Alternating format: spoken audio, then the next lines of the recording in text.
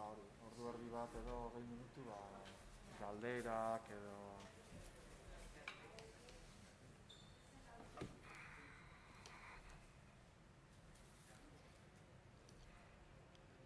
Ditxo erosko. Hor batzu jarri behar dituztela eta...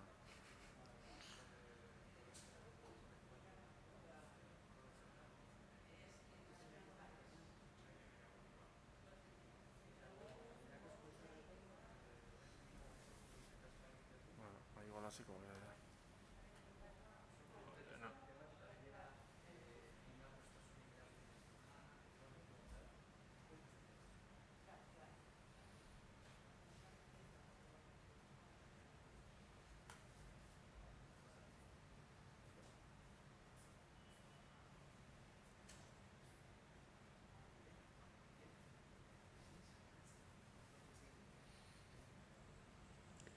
Ongi etorri jaun Andreok. Guztion segurtasunerako eskertuko genizueke honako neurriak betetzea. Zuen eserlekuetan geratzea ekitaldia bukatu arte. Derrigorrezkoa da maskara jartzea. Ekitaldia bukatutakoan eserita jarraitzea aretoko arduradunen aginduei kaso eginez. Aretoa pixkanaka hustu ahal izateko. Arratsaldeon guztioi, eta mila esker etortzeagatik, ze egoera honetan ez da batere erraza, baina behintzat animatu zeate. Gaina gaurko eguraldiak ere ez zuen laguntzen, baina hemen zaudete jago entzuteko. Erdi familian gaude hemen, baina horrek ere laguntzen du pixkat. Gaur dakizuten moduan hasiera emango diogu hitzaldi sorta bati, bere momentan proposatu genion Gipuzkoako Foru Aldundiari pixkat ikusita datozen urteetan ospakizun asko emango direla. Besteak beste dakizuten moduan mundu bira, komunitateen gerra, eta bando gerrak ere hortartian daude, eta bar. Eta orduan, pentsatu genuen interesgarria litzatekeela, edo gertatuko zela gai guzti horien inguruan hitz egitea eta nolabait ere sortzea haien inguruko loturak, ez? Ze askotan modu bakanduan aztertzen dira, baina konturatu behar gea, garai gatazkatsua dela, oso interesgarria ere euskaldunontzat, eta batzuetan ez direla gehiegi lotzen, eta lotura handia dituzte. Tamalez egoera dela eta ezin izan da paperian atera, baina hemen zaudetenoi eta entzuten ere ongo denei gobidatzen zaituzte eta webgunean ikustea.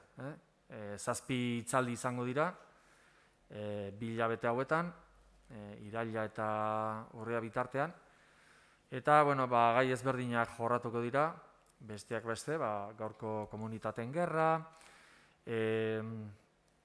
Nafarroa berreskuratzeko saiakerak, Alboreten eskutik, gero ere ongo dira adibidez euskaldun merkatariak atzerrian, eta bestelako hor zerrenda bat badakazute eta hor ikusgai ikiko zute.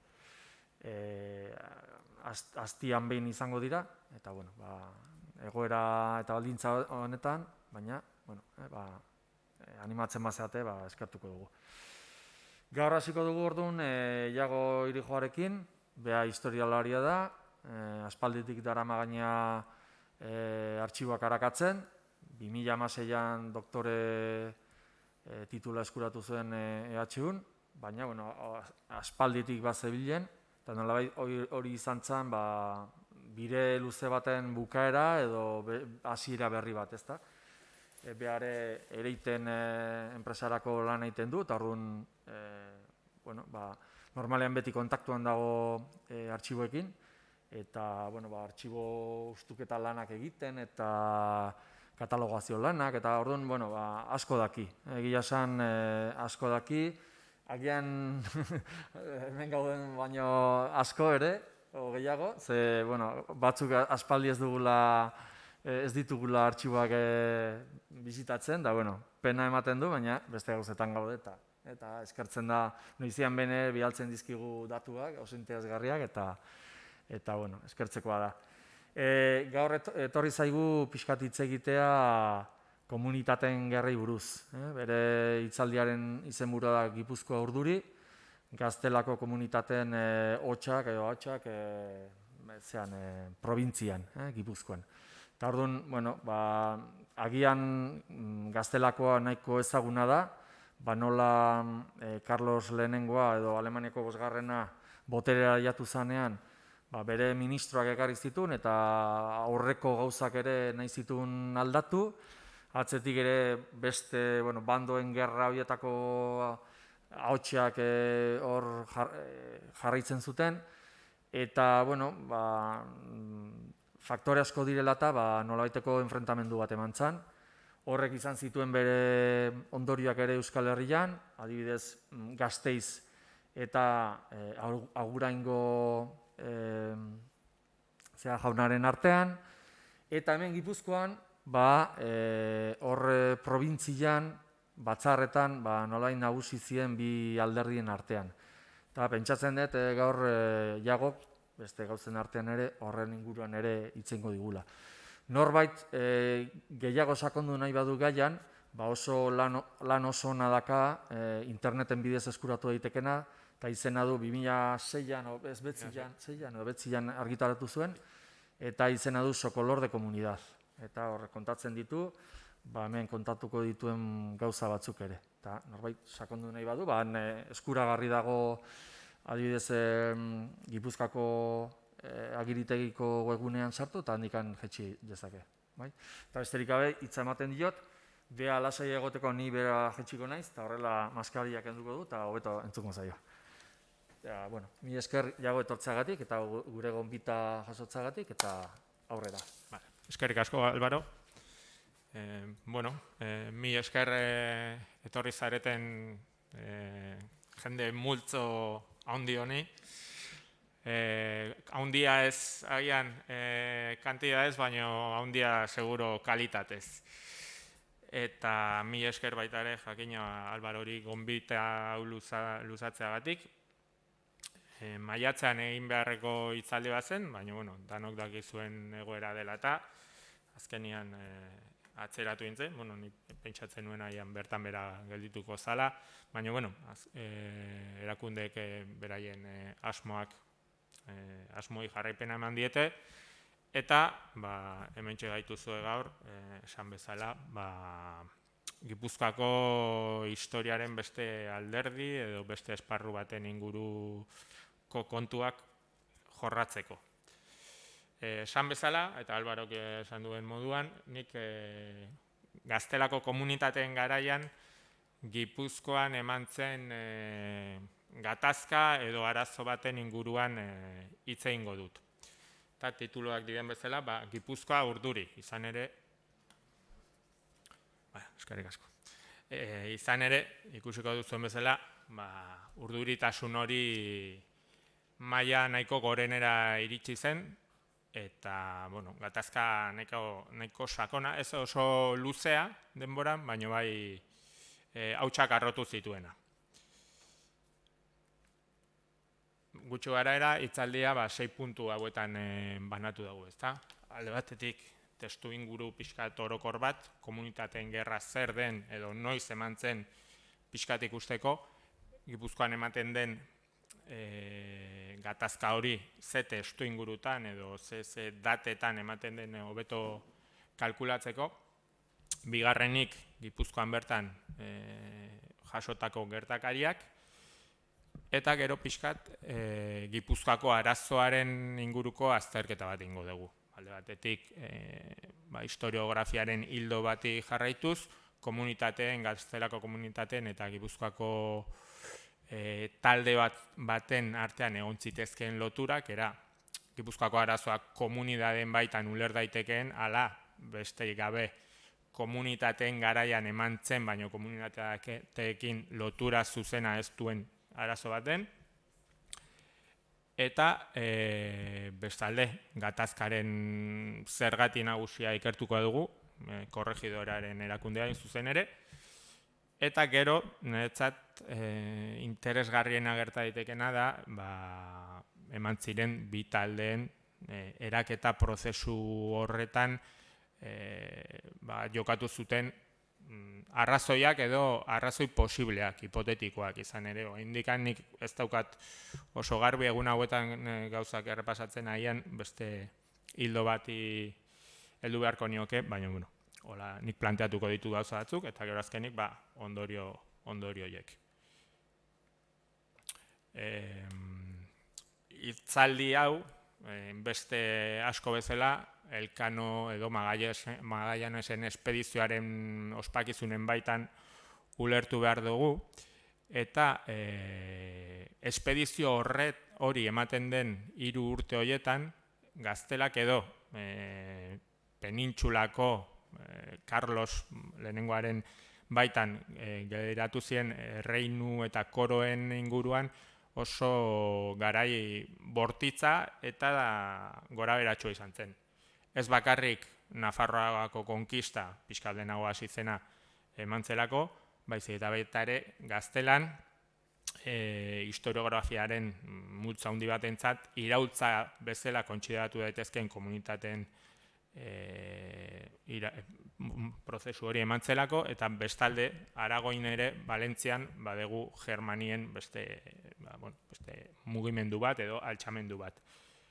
Jakina, Elkano eta Magallanasek eta beste guztiak gauzak prestatzen nahi zienean, ez dut uste, errege berri bat etorri zen, eta, garai hortan Carlos erresuma batetik, ero koro batetik bestea zebilen, menekoei zine egitea hartzeko, eta, pixkat erreinua edo erresuma horiek ezagutzeko, izan ere, atzerrian jaiotakoa, atzerrian ezitakoa, hau egokitu zitzaion, Jarauspen edo ondoren gotza bidez, eta honea etorri zen, ez? Baina kasualidadea ala ez, Magallanesek eta Elkanok bere bidaiari ekin ziotenean, handikan gutxira, hasi ziren benetako kalapitak. Zer nolako desberdintasunak ezagutu zituzten beraiek, Elkano eta beste hamarnaka gutxi batzuek iristerakoan, ez dakit horren beste abentura eta kalenturaren ondoren nola daiteko berritasunak atzemateko denbora edo gogoa izango zuten, baina ziurrenik Juan baino lehenagoko gortean zebiltzan mugimenduetan ere nabarituko zuten zeozer. Komunitateen mugimendua, iraultza, errebolta danalakoa, gutxi beraera, 1520, 20ko maiatzean, 1522ko otsaila arte luzatu egiten da. Gutxi beraera, 2 urte baino pixkat gutxiago irauten du, eta batez ere 1521ko apirilea arte, ez? Apirilaren 23an Bilalarren komuneroak eta errege armadak talka izaten dute eta hor komuneroak garaituak dira, ez? Tentxoz beteriko garaia izan zen, alde batetik aurreko urtetako hainbat fenomeno zirela eta pilatzen ari zen tentxoatik, baina baita ere Carlosek bere gortea edo bere agintea martxan jartzeko izan zituen hainbat dinamika edo erabakiengatik. Tartean, aipatu egiten da, atzerritarrak, flandriarrak batez ere ekarri zituela bere inguruko aholkulari eta bere gorteko kide bezala, aurretik zeuden gaztelarrak alboratuz, hoietariko batzuen artean ikusiko dugunez euskaldunak ere bat zeuden, eta bestalde zergak ere igoin zituen, eta azkenik, enperadori izateko grin edo nahi hortan, nolabaiteko dirutza ere xahutu zuen, eta gaztelarrek ikusten zuten nolabait beraien erresuma, gaztelako koroa, beste batzuen esku zegoela, eta gaztelako koroaren interesak defendatu baino erregeak beste beraientzako arrotzak ziren beste interes batzuk defendatu zituen. Egia esan, programaldetik komuneroek iraultzaile kontsideratu daitezkeen hainbat esparru mahai gaineratu zituzten. Hasteko erreinua edo erresuma erregearen gainetik zegoenarena. Idatzi batzuetan ere, planteatzen dute beraientzako, horietariko askoentzako, Joana erregina zen, benetako erregina, gaztelako erregina, Carlos jarri zuten hor, ez zeukan eskubiderik, eta planteatzen dute behin baino gehiagotan, hasiera batean behintzan, Joanaren erregin gaixotasuna benetazkoa ala ez jakin arte, Carlosek ez duela izan behar inolako errege paperik, asko jota printzearen papera izan behar duela. Hortaz aparte, daude programan beste puntu irautzaile batzuk, hasteko udal gobernuetan eta gorteetan, gaztelako gorteetan, protagonismoa irekitzea, gizarteko beste talde batzuetara. Dena den, gaztelan ematen badira ere, komunitateen, edo gaztelako erresuman ematen baldin badira ere, komunitateen garaian bestelako gatazka batzuk ere izan genituen. Beste hainbat esparrutan, gaztelako koroaren baitan zeuden beste erresuma batzuetan, Galizian, Asturias edo Extremadura aldean bezala, baino gatazka horiek ez zeuden beti komunitateen programa irautzaile horren baitan barneratuak. Alegia, lekuan lekuko berezitasunak izan ziren eta berezitasun horiek edo mugimendu horiek ez zuten izaera irautzaile hori. Askotan aurreko hamarkada edo denboretatik zetozen mugimendu jaunen aurkako mugimenduak ziren edo korregidore baten erregaren ordezkariaren aurkako fenomeno bat, baino ezin daitezke kontsideratu benetako mugimendu irautzaile bezala. Bai, parte hartu zutela testu inguru gatazkatsu horren baitan, baino zuzenean ez zeuden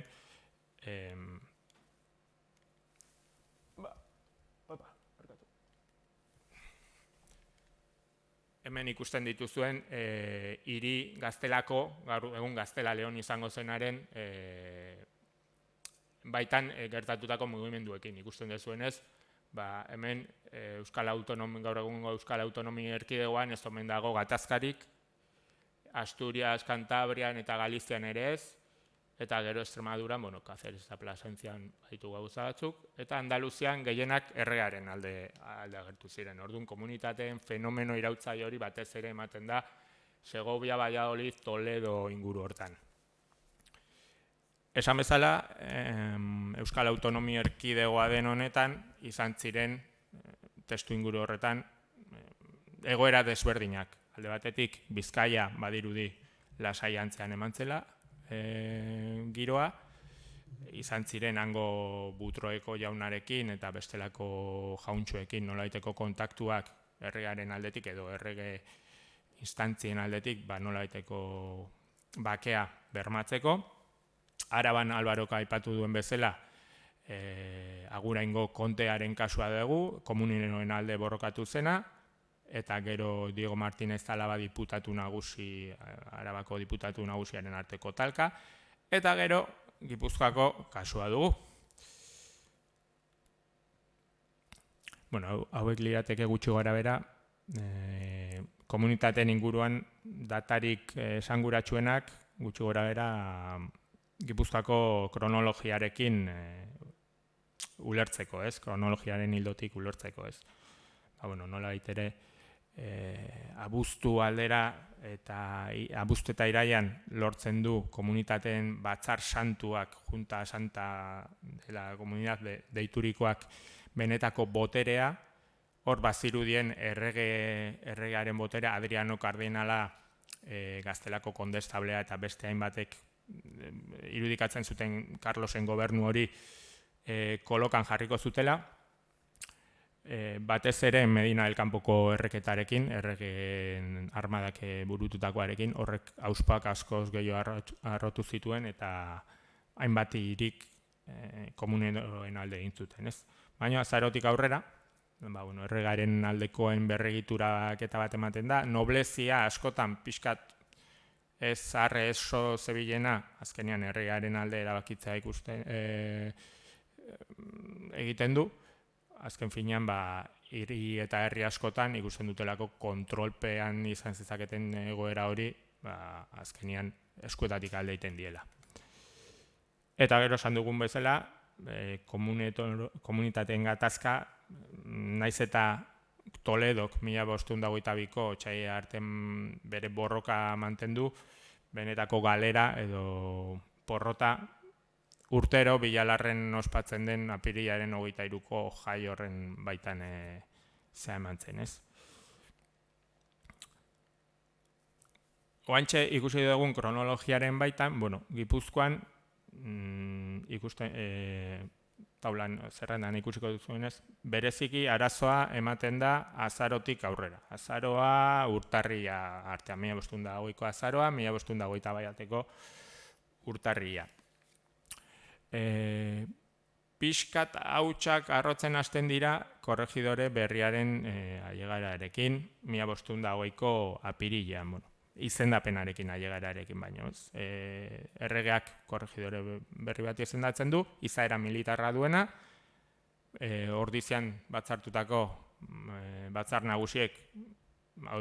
nagusietan hainbat hiribilduk ezezkoa ematen diote korregidore horri, militarra delako, beraiek korregidore letraduna nahi dute, militarrak agian jende Gipuzkoarren mugimendu militarrak edo errekrutatzeak areagotu ditzakelako. Eta hortik aurrera, pixkanaka giroak tentsio gehiago izango du, ez? Harik eta azaroaren 2an, Cristobal Vázquez de Acuña deritzon errege kontseiluko kidea honea etortzen den, eta, lehintzetik sartzen da, Arrasaten esaten diote ez dutela onartzen, Arrasaten gainea armak hartzen dituzte, hartzen dute Danborra eta Pifanoa joz, handikan korrika batean egin behar du, Bergaran hartu egiten dute, onartzen dute, baina Azkoitiara iristen denean, bertan ospatu behar direlako, bera onartuko duten batzar nagusiak, konturatzen da giroa ez dagoela, broma gutxitarako dagoela, ez? Azaroaren 10 eta 24 bitarte horretan ospatzen dira batzar nagusiak, eta bukatu baino pixkat lehenago Akuñak erabakitzen du korrika batean alde egin behar duela. Juten da Elgoibarrera eta handik Donostiara iristen da, ez? Giroa petalatzen juten da, eta abenduaren 24an Cristobal Vázquez de Acuña honek Donostiatik han bere alde egin duten hiribilduekin batzartuta besteen aurkako epaia plazaratzen du. Zer eta heriotz zigorrak 52 pertsonari. Horrek besteak kokildu ordez beste aurrera pauso bat ematen du gatazka horretan, ez? Eta lehen nola gaiteko birao idatziak edo tentsio idatzia izan zezakena tentsio fisikora ailegatuko da eta erasoak emango dira hainbat lekutan. Orduan kontuan hartzen dute errege instantziek Gipuzkoan benetan dagoen giroa eta hasten dira, nolabait hori bideratu nahian, negoziatzaileak honea bidatzen. Nahiarako edo Najerako dukea bereziki, gero ere badirudi gure San Inazio maitiak ere izan zuela paperen bat, ez santu bezala edo ez euskaldun bezala, baizik eta Oinaz Loiolako seme bezala, ez? Eta Nahiarako dukearen meneko edo basailu moduan. Eta badirudi negoziaketa horiek frutua ematen hasten direla, apirilean, urtarrilean ematen du Nahiarako dukeak lehenengo epaia, bakean gelditzeko, ez du ezer esaten epai horretan, benetan, esaten du, lortu du zuek epakean gelditzea, eta hola jarraitzea nahi dut, eta bigarren epai batean, apirilean emandakoa, hor pixkat gehiago sakontzen du, ematen den arazoetan, azteko Akuña erake emandako heriotz zigorrak bertan bera uzten ditu, Akuña probintziatik bidaltzen du, baino azkenean benetako korapioa erregearen esku uzten du. Dena den, Gipuzkoa lurralde mugaldeko lurraldea denez, nolabait barne tentsioak frantsesen konkistaren baitan desagertu egiten dira, eta badirudi, maiatzean hor jartzen duten hitzak ematen direla, ez? He hallado a todos muy buena voluntad para resistir la entrada del francés. Badirudi, aldez aurretik izan dituzten kalapita horiek guztiak, frantziarrak eta nafarren ailegaerarekin, nolabait ezabatu edo bertan bera gelditzen direla. Esan bezala, ematen den arazoa gorpuztu egiten da azaroko batzar nagusi horietan. Bi talde bere izten dira hor, Akuñaren alde edo Akuñaren kontra daudenak, alegia korregidorea onartzen dutenak ala ez. Eta gutxi berara hor ikusi dezakezue zein hiribildu dauden zerrenda horretan, ez? Alde batetik, korregidorearen alde, Donostia izango litzateke burua, eta bere ondoan beste hainbat hiribildu, Bergara, Elgeta, Elgoibar, Errenteria, Hondarribia, baina gehienak korregidoren aurka daude, eta tartean pisu handia zuten Tolosa, Ordizi, Azpeiti, Azkoiti edo Segura bezalako hiribilduak. Hemen ikusi dezakezue gutxi gora bera mapan. Askotan gero ikusiko dugunez, eman zaio interpretazio kostaldeko edo barnekaldeko populazio gunen arteko istilu moduan, baina ikusi dezakezunez gutxi gora bera. Kostaldearen gehiena edo izaera itxastiarra gehien duten nukleoak Akuñaren aurka agertzen dira, tartean Deba, Mutriku edo Getaria bezalakoak. Aldiz, beraldekoak gutxi berara konzentratu egiten dira alde honetan. Gero alkatetza nagusiak ikusten dituzue, Zaiatz, asterizko hauek berdeak Donostia lirateke, Urnietako etxe batzuk, Aduna eta Alkiza. Eta gero, Areriako alkatetza nagusia, 2 puntu hauetan manatuta legoke. Esan dugun bezala, kontua ez da Gipuzkoan eztabaida bat ematea, baizik eta eztabaida horrek ze maila edo ze tentxo puntu hartzen duen. Ikus dezakezuenez, hor garaiko dokumentazioan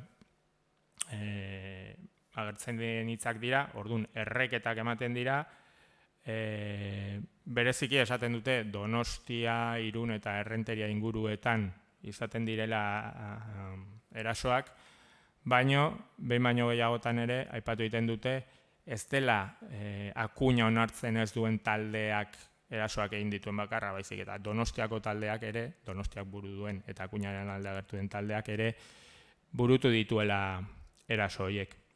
Eta pixkat, azkeneko testua, Naiarako dukearen testu bada, izanez negoziatzaile nagusiarena, eta hor pixkat ikusi dezakegu nolakoak izan ziren gertakari horiek, ez? Berak esaten du lehendabizi Donostiarrak Hernanira jo zutela, Akuña onartzen ez zutenen aurka egitera, ze Azkoitiko batzar horien ondoren batzuk Donostian bildu ziren eta beste batzuk Hernanin, eta gero alderantziz Hernaniarrak lortzen dute jende multzo nahiko majoa biltzea, eta erabakitzen dute Irun, Errenteria eta Donostiara jutea, eta nola egiteko erasoak egitera. Baditugu datu batzuk, hainbat datu tropen mugimendu honen inguruan edo ekintza hauen inguruan, adibidez tropan mugimenduei dagokionez, Oiartzunen bildu intzirela Azpeitik 152 gizon, hori Azpeitikoa bakarrik, beste hiribilduek ere bidaliko zituztelakoan gaude, eta Hernanira adibidez Azpeitiako 30 bidali zituela, Tolosak 103, eta, ez dakigu Naiarako dukeak aipatzen dituen 4.000 gizon horiek bilduko ziren ala ez, baina, etzen ere txantxetarako jende kopurua. Baditugu Errenteriakoak adibidez susten dizkigute datu batzuk babeserako erabili ziren edo antolatu ziren taktiken inguruan, Hor aipatzen dira adibidez Zarauzko jauna Aide Nagusia bertara joan zela, Akuñaren alde egitera, baita Altzate eta Zabaletako jauna, baina Altzate eta Zabaletako jaunena nahiko egoera berezia da, garai hortan Errenteriako auzo batzuk zirelako jaun horiek. Eta gero baditugu bestelako datu batzuk, Donostia Urnietan edo Irun inguruetan egindako erasoen inguruan. Bere garaian ikerkuntza, Albarok aipatu duen ikerkuntza burutu nuenean, ez nuen nahi gertakarien kontakizun soil bat egin, baizik eta pixka gehiago zehaztertu ez. Eta azaldu ziren datu berrien artean, ondorengo urtetako prozesu bat azaleratzeko aukera izan genuen. Eta da, kalte ordainen ordainketaren inguruan, ez? Bereziki, bi epai eman zirela, 1527an da 1530an, alegia gatazka pasa eta ia hamarkada batean. Lehenengo epaian, adibidez, ditugu diru kopuruak, 7.100 dukat, ez da ere diru eskasa. Ez da diru eskasa, inondik inora ere ez. Baina kasu honetan, 1527ko epaiak ematen dizkiku datuak errudun nagusien inguruan. Izan ere, 7.100 dukatoiek beraiek ordaindu behar dituzte. Eta tartean gero ikusiko ditugunez, hemen dagoen bat baino gehiago ezagutuko dituen izen batzuk ere badaude, ez? Eta horietako bat baino gehiago ere gorteari estuki lotuta. Bai beraiek izan zelako gorte horretako, Gaztelako gorteko kide, edo beraien guraso eta arbasoek izan zirelako, ez? Juan Martínez Solanoren kasua bezala, bere anaia Sebastian, 1516an hildakoa, hori izan zen Juana Erreginaren idazkaria eta diruzaina adibidez. Alde horretatik, lortu genituen datu berrien artean, epai hau dugu, eta gero 1530koa. 1530koa gaina Madrilen Historiako Errege Akademia topatu nun ostiral baten eta azkeneko orduan. Eta gaina jatorrizko agiria, eta nik uste Vargas Poncek Azpeitiko artxibotik lapurtutakoa, baina hori susmoa besteik ez da. Baina, oso interesgarria zen, orduan badirudi guztiak nazka egin da duela arazo honekin eta kalte ordainen arazoarekin, eta orduan erabakitzen dute errudunek ordaindu ordez, erruduntzat hartzen diren hiribildu eta herriek ordaintzea. Orduan, gastuen banaketa hori askoz leunagoa da eta xamurragoa da. Eta horrek esan nahi du, ez zirela bakarrik egon, pertsona errudun batzuk, baizik eta probintzia mailan herri batzuk izan zirela, Kuñaren aurkako mugimendu honetan beraien erruntasuna edo garrantzia izan zutenak, ez? Egia da baita ere, Olano, Guevara, Elduaien horiek guztiak 1527ko auzia jakin bezain pronto helegitea jartzen diotela, apelazioa, eta apelazioan da mazkite ez dakitzen bat urte, eta azkenean danak kokoteraino daude asuntuarekin, eta orduan erabakitzen dute gastu banaketa horrela egitea. Hemen duzue, dokumentu hau 1552koa da, eta urte hauetan Gipuzkoako protokoloen artxibo historikoa egiten ari den 16. mendeko protokoloen ustuketari zor diogu. Izan ere, Hondarribiko protokoloen artean dago, eta Maria Aldabek ordainketa gutun bat ematen du, alegia dokumentu honen bidez hainbat diru jasotzen du, Azpeitiko Domingo Sánchez de Recalde uste dela, ematen dio, eta hemen jartzen du, por cuanto en tiempo de las comunidades nos hicieron mucho daño en menoscabo en nuestros bienes. Orduan, hor ikusi dezakegu, 1530ko epai hori ere, pixkat luzatu intzela, ez? Behintzat kalte ordainen ordainketa hori. Hemen ikusi dezakezue, 1530ko epaiak egiten duen herrien zerrenda, alegia, zein herrik ordaindu behar duten.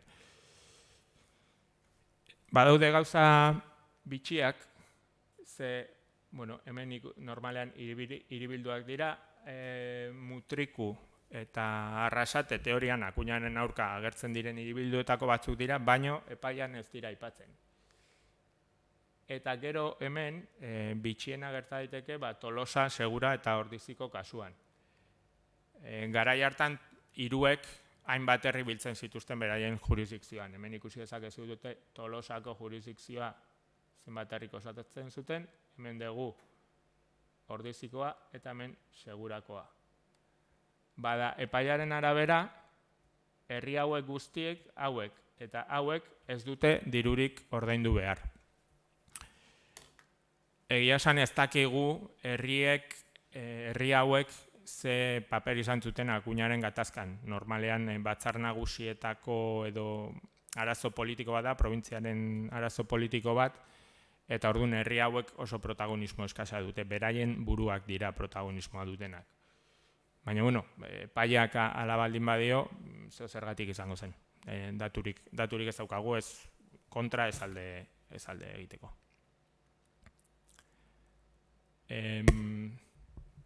Zan bezala, Gipuzkoako gatazka hau ikertu duten ikertzaile desberdinek, bi hipotesi nagusi maneiatu dituzte. Alde batetik arazo komuneroa zela, bestatetik probintziaren arazo berezko edo propioa. Alegia, ez zuela komunitateekin inolako loturarik. Orduan, hildo interesgarri horietakoen artean da ikertzea zer nolako harremana izan zuten Gaztelako iraultzaile horiek Gipuzkoarekin edo Gipuzkoak edo Akuña onartzen ez duten horiek komunitateekin izan zuten harremana.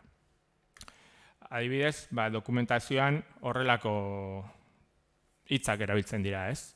Akuñaren aurkako taldea definitzerakoan, se apellidaron por comunidad, tomaron la voz de las comunidades, se han levantado la voz de la comunidad, eta olako hitzak plazaratzen dira. Baina, adibidez, Pedro Zuatzola, errege idazkaria, alegia neutrala ez den tipo bat, honek zera esaten du, sin tocar a esta tierra, nada de lo que se queixan estas gaztelakoak. Se han puesto, gipuzkoarrak, en tan gran hierro como es seguir a estas comunidades tan baixas de ley. Alegia, honen Zuatzolaren iritziz, ez dago lotura zuzenik Gipuzkoako Akuña onartzen ez duten Gipuzkoako herrien artean eta komunitateen artean.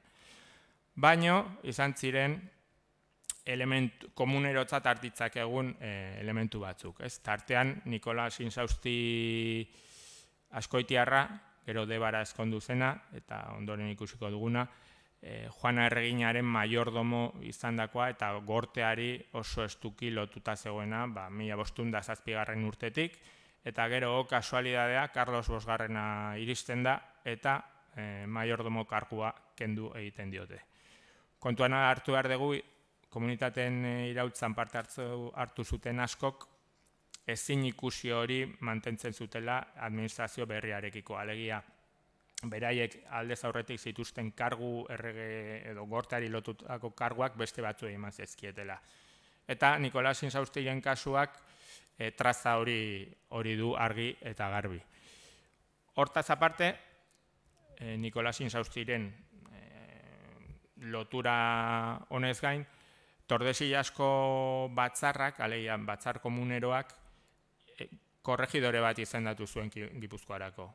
Eta gehiago, Akuña zegokiena baino lehenago etorri zen korregidore honi aurre hartzeko eta bera nolait bere legediaren aldetik bere lehentasuna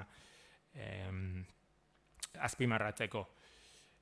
Badakigu baita ere, Burgosko komunitateak, Burgosek izan zuen papera nahiko gora beratxo izan zen, baina komunitateak bidali zion Gipuzkoari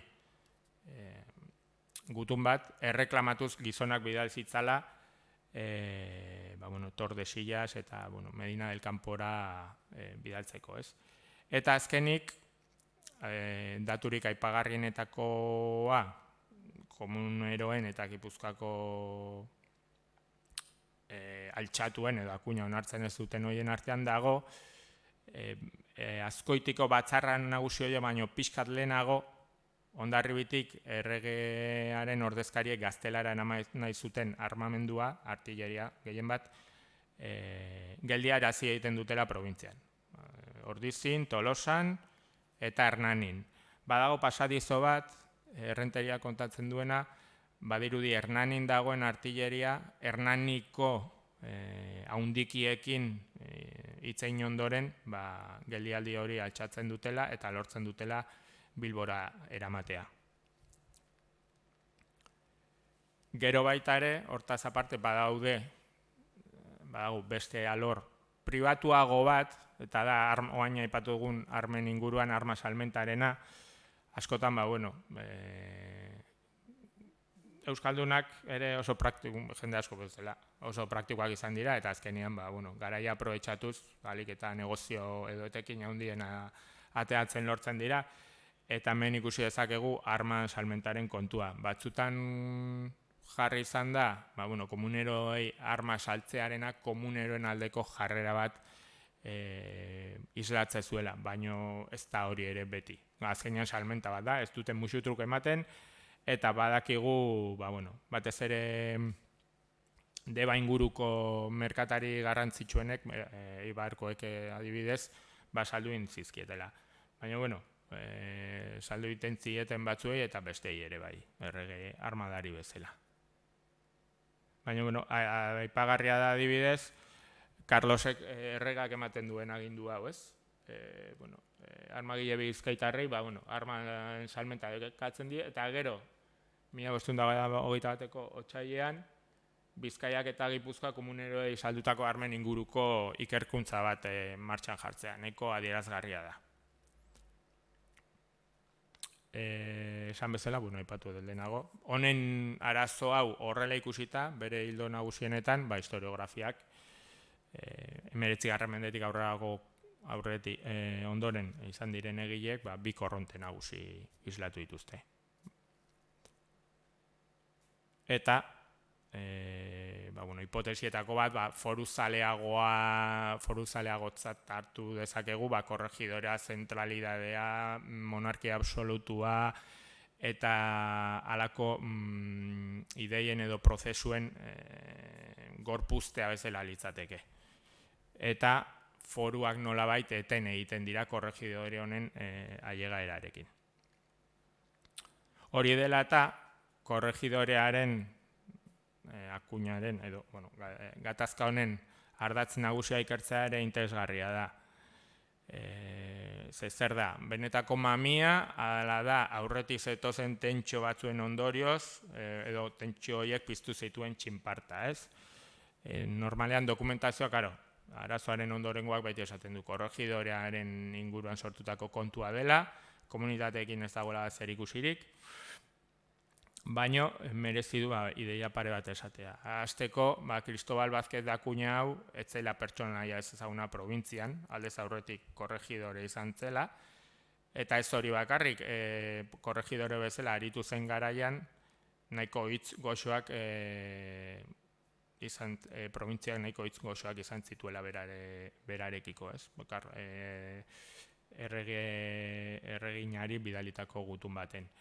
Gero hortaz aparte, urte terdiko jardunaren ondoren, probintzian ere jarraitu zuen, bestelako kontuetan, Frantzia eta Gaztelanen arteko mugen finkapen horretan, etzen arazo makala. Orduan, Gipuzkoako errealitatearen ezagutza bazuen Akuña honek, ez? Gero ere bestelako gauzetan ere parte hartzen du. Orduan, Akuña bera zen gatazkaren erantzulea, korregimendua zen, badaude kasu batzuk, Akuñaren aurretiko urte gutxi batzuk lehenago izandako liskar batzuk korregimenduaren inguruan, nolabait korregidorea arazoa zenaren hipotesia berresten dutela, ez? Famatuenak izango lirateke Juan Fernández de la Gamaren bi korregimendu horiek, 1511 eta 1514koak, batzar nagusietan ere eman zelako banaketa hori. Eta ez hori bakarrik, Tolosan badirudi bi bando sortu zirela, batzuk handiatarrek zituztenak, beste batzuk antxetatarrek gidatzen zituztenak, korregidorearen inguruan ikamika larriak izan zituztela. Dokumentazioaren arabera esaten zuten antxieta hau korregidorearen oso lagun ona zela. Eta badaude, nolabait, 1508ko arazo hau korregidorearen ildotik esplikatu dezaketen adibide batzuk. Oain, ikusita horren beste arazo edo nahiko ohikoak direla, 1508an tentsio maila goren hortara iristea, hori agian zalantza jarri dezakegu, ez? Claro, ikusi behar dugu korregidoreak komunitateetan o komunitateen programan edo programen irautzaile horretan zer paper betetzen zuen, eta egia esan ikastetxe guztiek nolabait ideia berdina babesten dute. Ez egon korregimenduaren karguaren inguruan nolabaiteko programa zehatzik. Lekuan lekuko kontuek ziren, batzutan korregidorea kendu egiten zuten erregaren ordezkari latza eta bortitza zelako, eta ondoren beste bat izendatzen zuten, beste batzutan mantendu egiten ziren. Ordun, areta gehiago entxe ikusi dugu Gipuzkoarako korregidorea ere izendatzen dutela. Ordun, pentsatzea Akuña foruen aurkako eraso bat irudikatzen zuela, edo korregimenduak irudikatzen zuela, pixkat nolaiteko kontraesana da Tordesillaseko batzar komuneroak ematen duen pausuaren aurrean, korregidore bat izendatzearekin. Karo, Akuñaren izendapena nola ulertu behar dugu. Historiografiak argudio batzuk eman ditu, batzuetan, Hermandade Alkateen zeuden Hermandade Alkate horiek bertan bera gelditzen zirela korregidore berriaren izendapenarekin, baina hori gauza ohikoa zen. Gero korregidoren araudi edo kapitulo horien martxan jartzea, baino Akuña baino 20 urte baino lehenagotik ematen ziren. Orduan, izendapenak ere, guk hartzen baldin badugu Akuñaren izendapen dokumentua eta ondorengo eta aurreko korregidorena oso antzekoa da. Batzuk defendatzen dute izendapenean zeuden helburu ez aparte, bazekartzala beste dokumentu batzuk, nolabait probintziaren ordenantzak kolokan jartzen zituenak, ez? Hernaniko taldeak bai egiten duela korregidorearen inguruan hainbat eskaera, ez? Adibidez, gehiengoak onartu behar duela, eta Azkoitiko batzar nagusi horretan hori da emanetzena, zenei probintziaren gehiena Akuñaren aurka agertzen da, eta gutxiengoa da bere alde agertzen dena, eta, probintziak ere eskatu behar zuela korregidore hori, ez? Eta probintziak kasu honetan ere eskatzen du. Kontsideratu dezakegu, garai horretan, Gaztelan bi erakunde bezala daudela, alde batetik komuneroak bestea erregea, eta orduan zein erakunderi jarraituko diogunaren baitan, eztabaida horretan, tentsioa edo eztabaida areagotu egiten dela, eta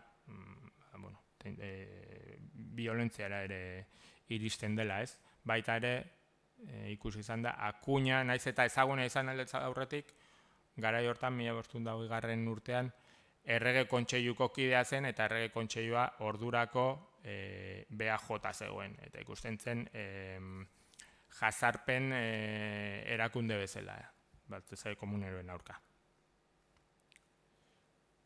Probintzia bat, bi talde. Hau izango litzateke, korregidorea ez baldin bada arazoaren mamia, zein izan daiteke, ezta? Orduan ikusi behar dugu, bi talde horietan ze jende ze hiribildu dagoen, eta baita ere, probintziaren, Gipuzkoaren aurreko urteetako testuingurua. Normalean, bi talde horien artean beti jartzen da Donostiako taldea eta gero aipatu egiten da Hernaniko taldea. Hernaniko taldea batez ere Hernanin biltzen delako. Akuñaren kontrako talde hori pasatzen da Azkoititik Hernanira. Donostikoak berdin egiten duen moduan. Alde batetik Hernani Donosti ondoan dagoelako eta Akuñaren mugimendua kontrolatzeko askoz kokapen zentzuzkoagoa ematen duelako. Baina zei puntura arte du Hernanik talde horren buruzagitza hori nik uste zalantzan jarri behar dela. Askotan erantzuleak pertsona propioak direlako edo horiek direla esaten dutelako eta beste batzuetan Hernanik probintziaren esparru politikoan nahiko maila palean dagoen hiribildua delako. Askoz pixa handiagoa dute Tolosak, Ordizik, Segurak edo Azpeitik eta Azkoitik. Beste galdera bat da, dauden bi taldeak, talde irmoak, homogeneoak eta pitzadura gabekoak diren ala ez. Ze testu batzuen arabera, badirudi ez dela horrela. Hemen adibidez esaten da Hernaniko prokuradoreak edo batzar horrek kontra egiten duela baita ere bertako hainbat pertsonen aurka Donostiaren iritzia jarraitzen dutelako, alegia Akuñaren alde azaldu direlako. Horrek zer esan nahi du, hainbat kasutan agian barne tentsioek eragina izan zutela gatazka hau maila garrantzitsu horretara iristerako garaian. Izan ere, gatazka hau ematen den une desberdinetan, taldeak ez dira guztiz berdinak izaten. Adibidez, Ordiziko batzar nagusietan apirilean ematen denean eta korregidore bat eskatzen dutenean, alde batetik Tolosa, Ordizi eta bestaldetik Donosti, hor pixkat gerora emango diren taldeen parekotasun batzu daude. Baina, gatazka honen baitan badaude bi momentu, zango nuke, Azkoitiko batzar nagusiena eta gero Hernanitik ematen den hermandade edo anai arte berri baten proiektuaren idatzian kideak edo presente dauden hiribilduetako ordezkariak ez dira berdinak, ez? Adibidez, anai arte berri horretan bauzkagu Akuñaren aurkako guztiak, baino baita ere aldez aurretik Akuñaren alde agertu ziren beste batzuk. Elgeta, Saiatz, Orio, Usurbil eta Zarautz. Eta, askoz adierazgarriagoa dena, da Irun. Hemen ikusiko duzue. Hauek dira ordezkatuta daudenak. Orduan, Donosti Hondarribi eta gero hemen Bergara, Soraluze, eta Elgoibar eta Leintz Gatzaga dira ez daudenak. Esan dezakegu, 1521 urtarrilaren 10ean egiten den idatzi horretan, probintziaren gehien-gehiena dagoela. Baita, Irunen kasua, zeinak adieraz dezakeen, baita ere, hiribilduen eta jurisdikzioan zeuden herriska horien artean tentsio batzuek garrantzia izan zutela Akuñaren kasuan. Esan bezala, taldeak aztertzerako garaian interpretazio klasikoetako bat izan da kostaldea eta barnealdea itsas edo merkataritzan oinarritutako guneena eta gero industrialak edo nekazaritzari lotutakoak, eta ikusi dezakezuen ez hemen, ez da guztiz horrela, ez? Bai, ikus daiteke kostaldeak pixu gehiago duela Akuñaren kasuan, ze Hondarribi eta Donosti daude, baina, karo, Akuñaren aurka merkataritzan guztiz murgildutako Deba, Mutriku eta Getaria daude, orduan. Gehiago ikertu beharko litzateke probintziaren dinamika ekonomikoa halako bai estampen bat defendatzeako garaian. Bai somatzen ditugu batzutan, aspaldiko borrokak eta garai honetan oraindik indarrean daudenak eragina izan zezaketela. Alde batetik, Errenteria eta Oiartzunen artekoa. Gero, Donostia eta Tolosak probintziaren gidaritza politikoa duten borroka. Baina jakina, ez da beti horren logikoa. Adibidez, Pasaiako portuaren inguruan 1520ko ordiziko batzar nagusi horietan badaude tentxo nabarmenak Errenteria eta Donostiaren artean, baina une honetan Donostia eta Errenteria bat datoz. Eta barne gatazken inguruan ere Donostiak sekulako barne tentxoa bizi du 1984tik, 1990tik aurrera, eta orain guztiz bateratu agertzen da elitea. Eta gero, azken puntua legoke, Hernaniren papera, ez? Prozesu honetan guztian. Claro, Hernaniko partaideak agertzen dira, Hernanin bildu zirelako eta batzar nagusietan azkenean presidentea eta kargurik nabarmenenak momentu horretan ospatzen zen hiribilduan zeuden alkateak eta bestelako karguek betetzen zituzten. Egia da ordea, eta hau egile desberdinek ere azpimarratu dute, barne arazo edo arazo txikiago hoien ondoan badaudela bi arazo nagusi Gipuzkoan garai honetan. Alde batetik batzar nagusien baitan ematen den arazo bat, eta beste batetik aspaldian ahaztuta zirudien beste arazo bat, ez? Alde batetik dugu orain bezala, Akuñaren kasuan bezala, bi bloke, 2 urte lehenagoko eztabaida nahiko garratz batean murgilduta daudenak, bozketa edo botuak ematerako garaian ze sistema erabili zeinez, espaldin badakizue Gipuzkoako botu sistema zuen araberakoa da, edo botu sistema zutena ere deitzen zaio, eta hiribildu bakoitzari dagozkio hainbat zu.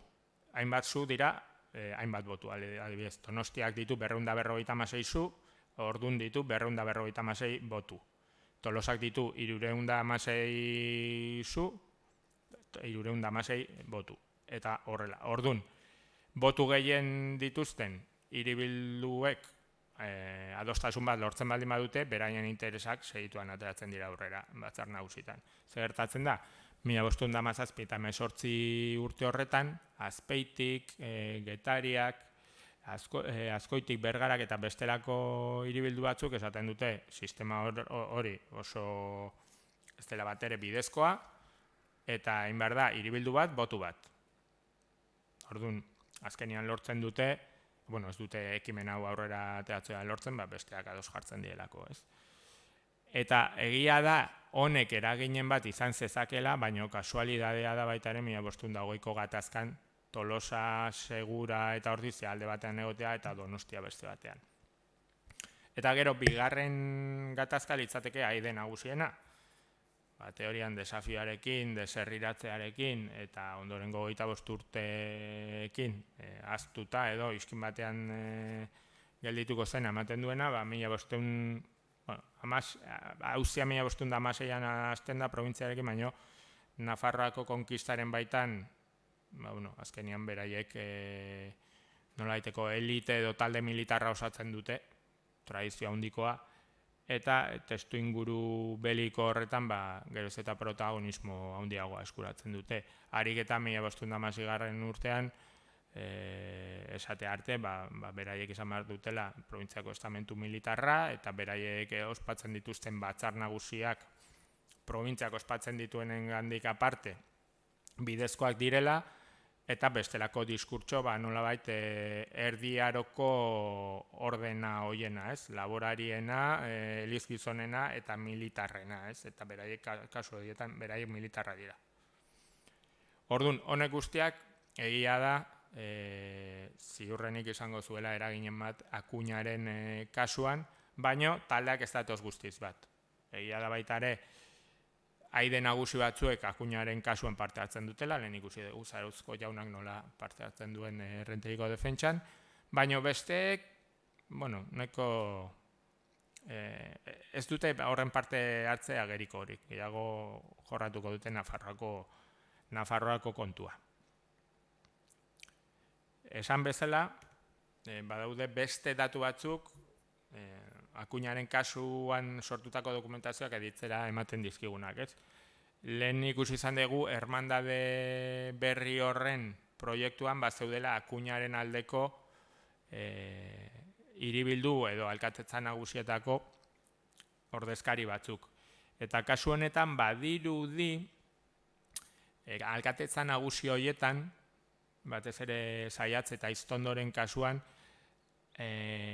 alkatetza nagusi horiek osatzen zituzten herrien artean nolabaiteko talkak daudela. Kasu honetan, bi kasuetan lirateke antzekoa, ze Aia eta Asteasu dira aurren ez urren Zaiatz eta Aiztondoko demagun hiriburu edo herriburu, eta badirudi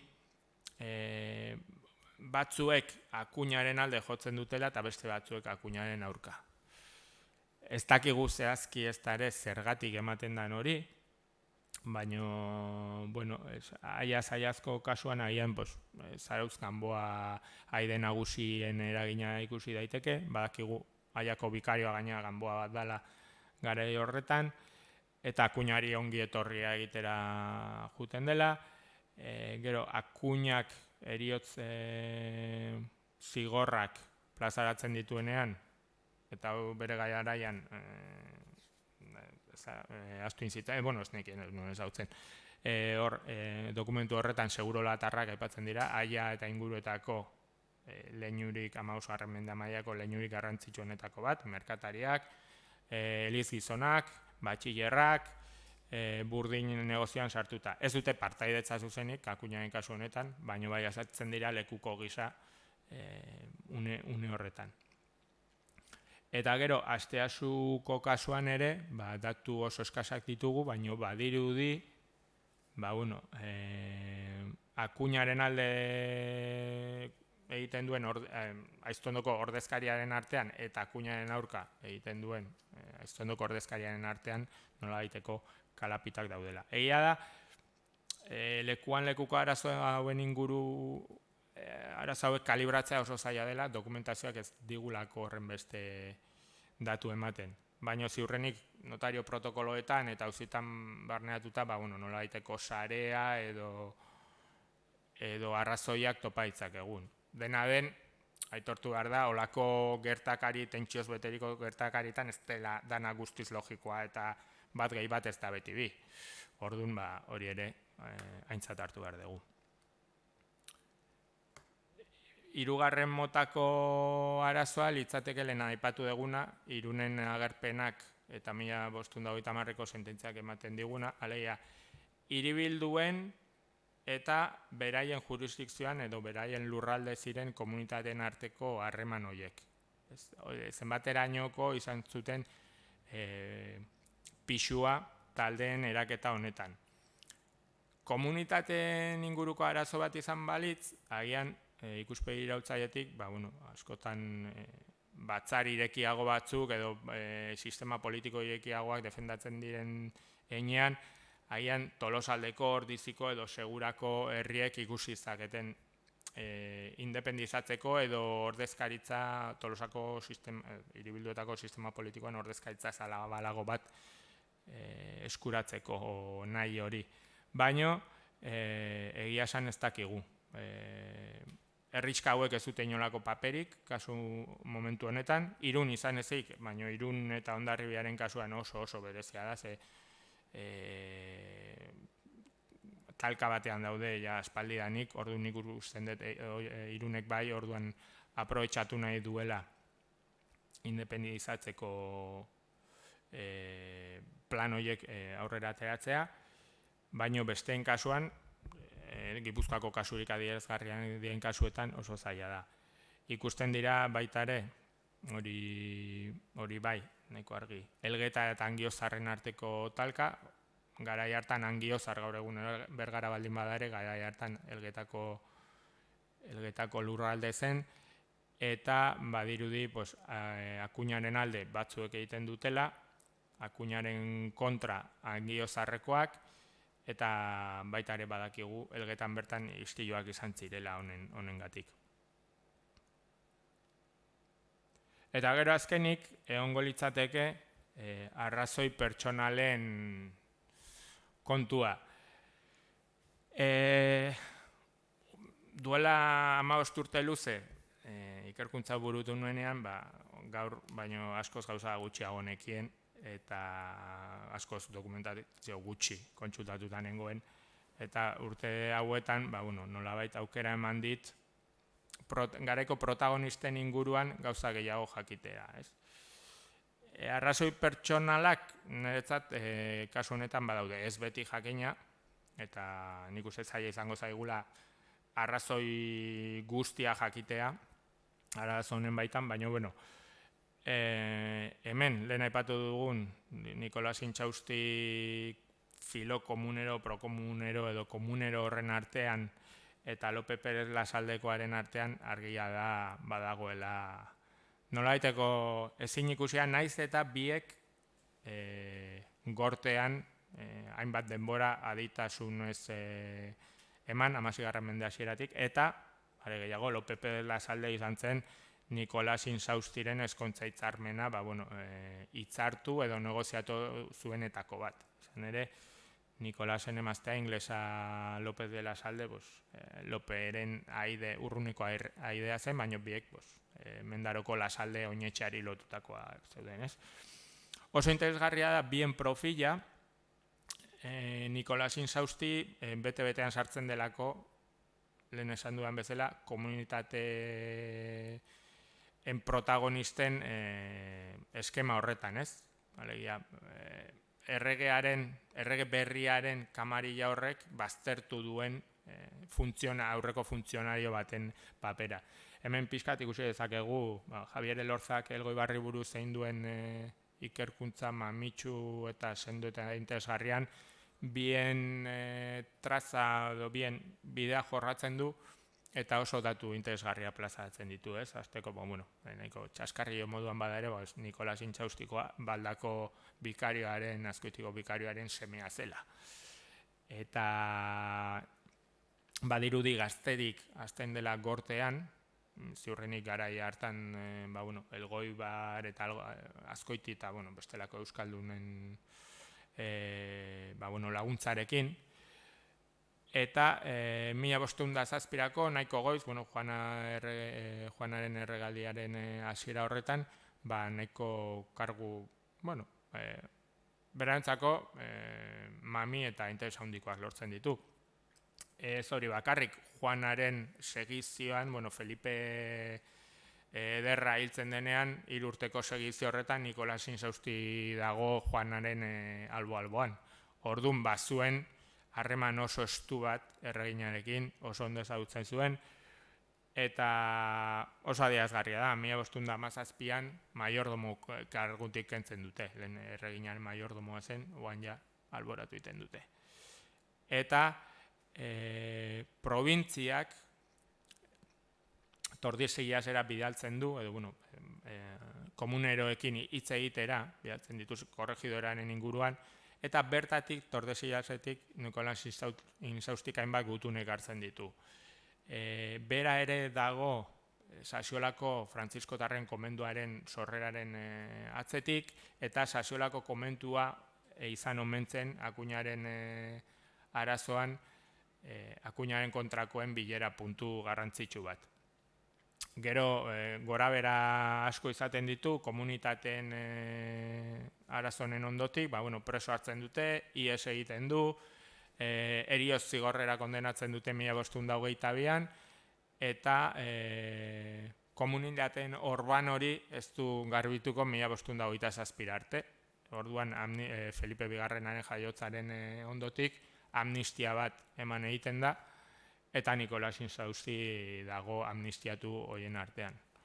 Horrek ez du esan nahi bere ibilbide gatazkatsuari amaiera emango dionik. Elgoibarrera bueltatuko da, Elgoibarren biziko da, Lasalde Oinetxearen Andrearen senarra da, Lasalde Oinetxearen administratzailea, baino Lasalde Oinetxearen administrazioare Lope Perez Lasalderen eskuetan gelditzen da, komunitateen eta bestelako arazo batzuen ondotik. Eta orduan, notario protokoloetan, Elgoibarko notario protokoloetan adibidez, 1550 garren urtean oraindik jarraitzen dute Lope eta Nikolasek Lasalde Oinetxearen inguruko kalapitekin.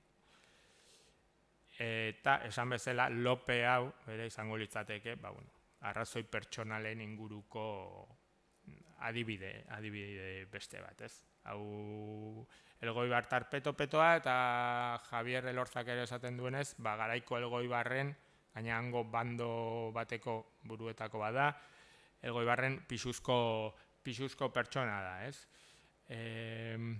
Gortean ere mugitzen da, 15. mende amaiera, 16. mende hasieran, beraz, eta urte horietan Nikolasekin egiten du topo eta erreman ona dute, baina gero, badirudi, komunitateen baitan petraldu egiten dela. Eta datu bitxi bezala, eta Elkanoren kontuarekin helduz,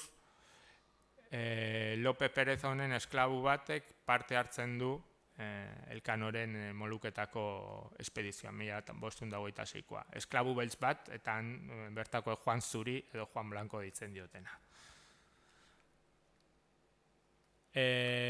Badaude, esan bezala, urte hauetan beste dokumentuek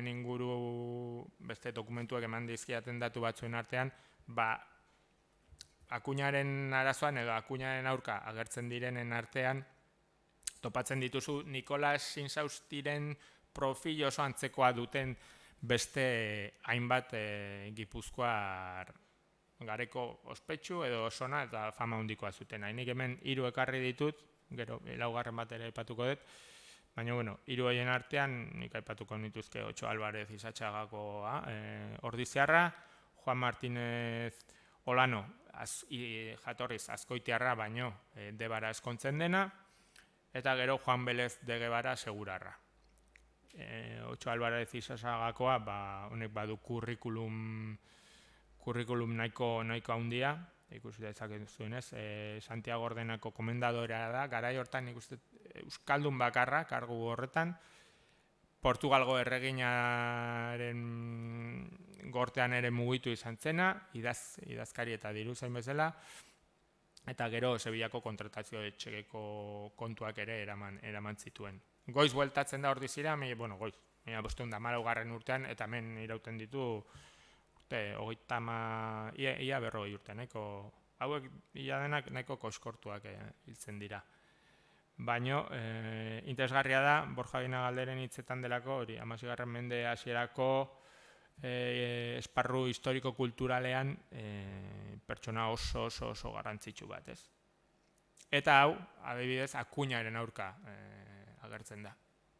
Ez dakigu nola daiteko arrazoi burokratiko hori izango zuen, ze aurretik, Carlos Iritx aurretik, kargu horiek uzten ditu, baina, egia da, gortean Juana eta Errege Katolikoen garaia mugitzen ziren Euskaldunen sarea eta Carlos iristen dena, edo Carlosen lehenengo urteetan egon daitezkenen artean agian aldaketa batzuk egoten dira, berregituraketa edo berroantolaketa bat egon daiteke, eta nik uste hildorre horri utzi beharko litzaiokela arazo hau gehiago ikertzeko, ez?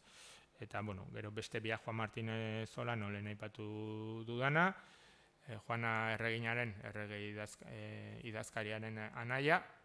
Idazkaria egia da, 1516an hil egiten dela, orduan ez dio denboraik ematen burokrazia horretatik aldendua izateko, ez? Baina, baita ere bada, Debako bizitzan politikoan garantzia edo itzala handiko pertsonaia bat. Eta gero Juan Belez de Guevara, hau Nikolas Guevara Segurarraren semea da, Nikolas Guevara ere Isabel Erreginaren estuko kolaboratzailea izan zen, eta, naiz eta Juan Belezek bere itzala ezin jarraitu, mugitzen da baita ere esparru gortesau horretan, ez? Eta gero genuke azkeneko Akuñaren aurka egon daitezken burokraziari lotutako pertsona hauen artean egon daiteke Alberto Pérez Errezile edo Raxigoa, Tolosarra, honek pasadizo polit bat eskaintzen du Akuñaren kasuan, Akuñaren heriotz zigor horiek Hernanira iristen direnean honek hartzen duelako mezularia eta astindu egiten du eta dakartzkan dokumentuak suntxitu egiten dituelako eta zapaldu eta badago dokumentua plazaratuta dago eta nahiko polita da, ez? Honek ez du aurrekoen garrantzia hori, baina baditu datu nahiko bitxi eta adierazgarriak. Azteko izenarena, Alberto izena gara hortan, Gipuzkoan nik usten oso gauza ezoikoa dela, eta hori ere argitu beharko nuke. Baina, tipoa botikaria izatea ez aparte batxillerra da, alegia baditu ikasketa batzuk, bere testamentuan ere aipatzen ditu hainbat liburu, medikuntza, botika eta teologiaren ingurukoak, baina horrek ez dio esparru militarrari heltzea galarazten. Badirudi, Albertok protagonismo berezia duela 1512ko Belateko kainoi famatuen harrapatze horretan, eta horregatik gaina monarkiak sari bat ematen dio, urtean 15.000 maraitakoa, eta hortaz aparte ematen ditu bestelako esparru militarretan bere jardunak, ez? Honek teorian horren lotura burokratikorik aurreko erregekin eta Carlosekin, haustura handia ere ez du, zerbitzu militarrak ematen ditu, baino ez da gortean mugitzen, orduan. Egon daiteke baita ere olako kasuren bat, Baina, ondorio erretolika honen azken pauso bezala, ondoriorik nagusienak nik esango nuke arazo politiko baten baitan gaudela, alegia politiko probintzial baten aurrean. Ez duela komunitateekin lotura esturik, naiz eta kontaktuak egon, arazo politiko bat, eta alde horretatik arazo demagun elitista edo privilegiatu bat, alegia batzar nagusietan ematen den arazo bat da. Ez da zabaltzen beste herrisketara. Batzar nagusietan ordezkatutak dauden herri eta ordezkarien artean. Izan ere, hor, aipatzen dudan bezala, elementu burokratiko horiek zer paper duten gatazka honetan litzateke argitu beharrekoa benetan. Guztiek edo gehienek jarraitzen baldin badute, lehen aipatu ditugunen adibidea, Intsaustiren adibidea, Intsaustik zer nolako itzala zeukan gortean dauden beste euskaldunekiko eta ze itzal zeukan Gipuzkoan elite politikoa osatzen dutenekiko, ez bera bakarrik. Olano, Guevara, Izasaga eta beste hainbat eta hainbat. Hori litzateke benetan argitu beharrekoa. Eta hori da nik bere garaian, jorratu gabe utzi nuena, hainbatean, protokoloetara ez nuelako jo, eta protokoloak izango direlako alde horretan iturri garrantzitsu bat osatuko dutenak horiek eta auzia jakina.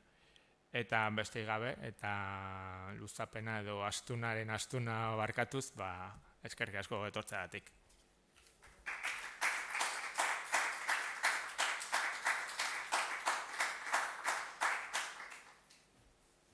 Bueno, Iago, eskerrik asko. Egia esan ez zaigu denborik geratzen, nahi ez dute galdera bat egin, igual kanpoan egin dezakegu, ze hau ja ixtia dijua. Eta, eskerrak eman Iagori, egindako hainbeste xehetasun eta datuko hitzaldia. Eta, gonbidature bai urrengora. Datorren hastian izango da, eta horre beste hizlari berri bat izango dugu. Eta, bueno, kasu horretan, arlo militarra ere aztertuko da, eta batez ere banduen garrantzia eta bar. Orduan, bueno, mi esker etortzeagit, eta ea ikusten gean datorren astian berriro. Ondo izan. Jaun-andreok, gogoratu, zuen eserlekuetan egon aretoko arduradunak esan arte.